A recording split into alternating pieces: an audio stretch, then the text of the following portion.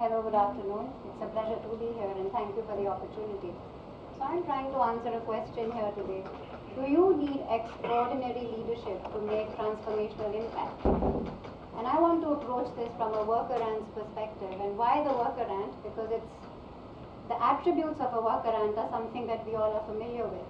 Essentially, it's a eusocial being, it's cooperative, it's purposeful, it does things with responsibility, and it's individually quite insignificant. But these are all things that are taught to us. You work hard, you persevere, you have grit, and you shall succeed. And the question is, when a worker ant is working, if it doesn't break the norm, does it actually achieve something in its ordinariness which is transformational? And when I look at it, I come to the conclusion that yes, you do ordinary things and you make transformational impact every time.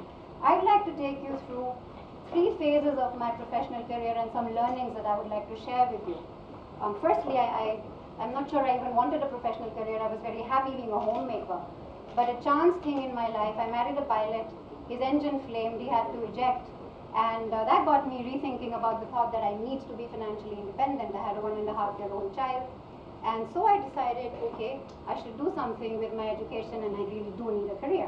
And another chance happening, we got posted to Chandigarh.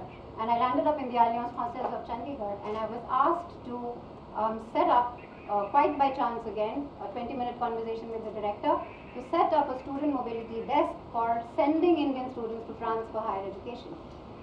I thought about this, but the worker ant in me said, yes, I will do it. I had absolutely no idea how I would. I knew nothing about French higher education.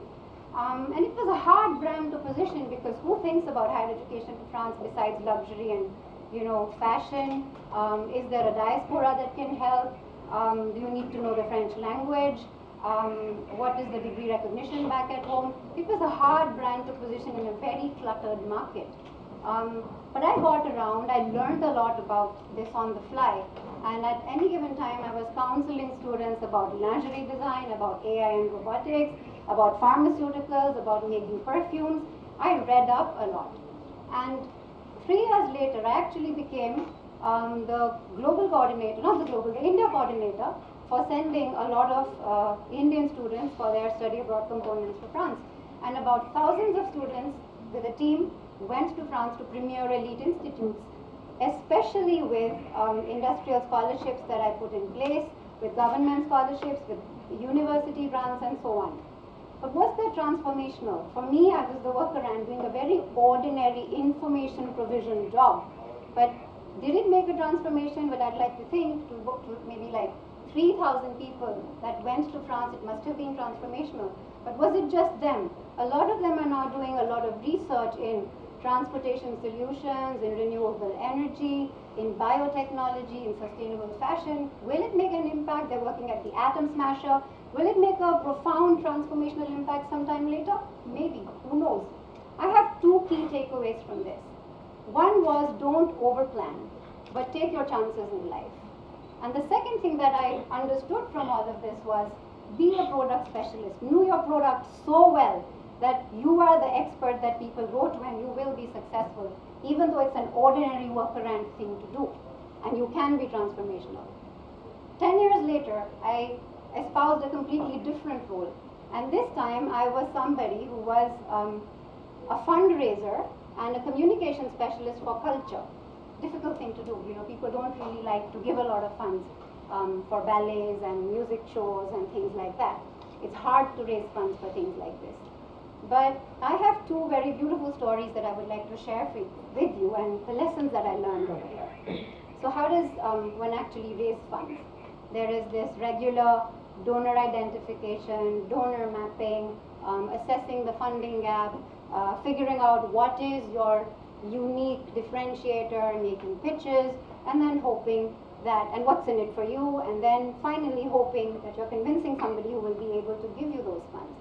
I tried this very hard for a huge cultural project for which I had to raise a lot of funds, and I failed miserably at it. I carried on, I did it very efficiently, I thought, but I was not able to convince a lot of people. And one day I was sitting in front of a group of stakeholders from the automobile industry, very influential people. And I just asked them, okay, so if you're not going to be able to fund this, what is it that you would rather that you would like to fund? And they said, you know, we would really be interested in creating a road safety program awareness campaign. I listened to them and I came back and I toyed with that idea. And call it synchro destiny or kainat. 2 days later, a big cinema chain came to me and said, you know, we are looking to raise funds for this road safety campaign. We know how to do it, but we don't have the money. I was like, okay. And so I brought these people together and we co-created a fantastic road safety campaign that went to 400 schools, thousands of children, and essentially it was about using films that children made to, you know, make a behavioral change in their awareness about road safety. So we talked to parents, to children, to the man on the street, and created these films which were then shown all over the cinema halls, and we hoped that it made a big social impact. And slowly, celebrities got associated with it, politicians got associated with it, fancy event rollouts started to happen, and all these automobile companies that were initially very hesitant to give money for something else that I was actually soliciting them for, gave us lots of money for this, got happy, and then said, wow, you guys have done a good job. And they signed huge donor checks for the other cultural projects that I had initially solicited them for. And I learned something very profound that day. I learned that when you start working for something which is a larger social good, that goodwill always comes back to feed into your professional life. And I've done this repeatedly for 8 years of my fundraising career. It has always worked. And the second thing I learned was, no matter how efficiently you do something, that's a workaround trait. It may not yield the results. And there is this level of professional monotony that sets into your life. And you need to break that professional monotony by doing something different. And in my case, it was this road safety campaign, but it fed directly into the funds that I wanted to raise for my other cultural projects. Another quick story that I'd like to share with you was this brilliant photo festival that I was involved in. This was a photo festival that actually used urban spaces and not art galleries. So you had building facades, you had the metro stations, you had airport lobbies, you had the city in general, which became the art gallery, and 30 renowned photographers from across the world put up these brilliant pictures across 15 cities in India for 2.5 months. And one particular such exhibition was done in Connaught Place in Delhi in an underpass. And the specific theme for that exhibition was about strong women. So you had these big blow-ups of Mary Kom and the Pink Gang that were very brilliantly lit. And what we observed during this whole process was that these underpasses where there were unwanted elements and people didn't usually take them, because of this cultural expo and the fact that it was brilliantly lit, more and more commuters started to use that underpass. And especially a lot of women started to feel safe because of the larger footfall, because of the kind of lighting which was there, because unwanted elements were shooed away. And finally, we realized that something fundamentally changed. The equation of the urban dweller and the commuter with their city changed by using that underpass. That was a very transformative act for me to witness. But was I the photographer? No. Was I the conceptualizer? No. Was I even the commuter? No. So what was my role in all of this? My role was simply bringing in people who could provide the flex, people who could do the lighting, find funds, find communication agencies that could make this campaign really big. And in that process, I enabled something. The workaround is an enabler. And in enabling, there is fantastic transformation that happens. I've been witness to it. These were the 2 key learnings that I took away from that. I take you down now to my third professional journey where I am right now today. I work at an institution called UNESCO MGIP, and our job is to mainstream social emotional learning in education systems. This is a really hard thing to do. It's essentially building emotional intelligence in people over and above the intellectual intelligence, and we focus on 4 key competencies. We call it the EMC square competencies: empathy, mindfulness, critical inquiry, and compassion. So we do innovative pedagogies, we do video games, we do AI-driven LMSs, we do all sorts of things that are able to deliver these in an innovative manner to the learner. Why am I interested in this? I have a 7-year-old daughter now.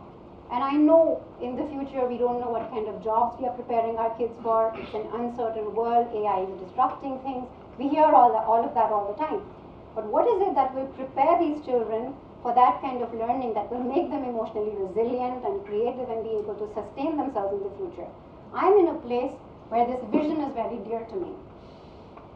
And I've been very fortunate to contribute to a very innovative education technology ecosystem that we are actually creating down in the state of Andhra Pradesh in Visakhapatnam. It's called the Intelligent Global Hub for Digital Pedagogies, and it's got 7 interesting components. One is a research lab in the science of learning, essentially mapping how the brain learns and how does it do it well. Second is a 4D school for dyslexia learners. So the idea is to give remedial interventions and multimodal interventions to children who are learning differently. So this could be dyslexics, children with dyscalculia, dysgraphia, dyspraxia. The third component of this system is a design university, because when you make fantastic education technology products, you need experts in film, in animation, in video game design, coders, UI, UX interface people, AI, and so much. So those skills will come from that design university. The fourth component is a teachers training academy that will allow teachers to use the digital instruction that they have and integrate that to their classroom methodology. And the sixth component is a skilling academy, because the skills that you will have in such an ecosystem are cross-sectoral and will help so many other industries. The seventh and one of the more important pieces of this innovative ecosystem is a global certification bureau, which will be able to say what age-appropriate learning and what kind of skills are the education products actually delivering. And that's so important for a parent to know in a very noisy world, to figure out what education technology product you want to feed to your child. And with all this, the Andhra government has already said these certified products are something we're going to give to thousands of our government schools. What this effectively means, if you are a startup and you are in the education technology space, you already have an assured retail end for your products. And that's the global ecosystem that I have been contributing to. My role has been right from helping conceptualize it, pitching it to governments, pitching it to education technology companies, pitching it to scientific researchers, and finding investors. Now this has actually been passed as a legislative act, and it's got land allocation and seed funding. So for me, the learning and the takeaway from this is your achievements will always be in sync with the vision that you espouse. With that, I would like to close and tell you, no, you don't have to be a CEO, you don't have to be an extraordinary leader. In the ordinariness of your life, what you do every day as a persevering worker ant will make the transformational happen. Thank you.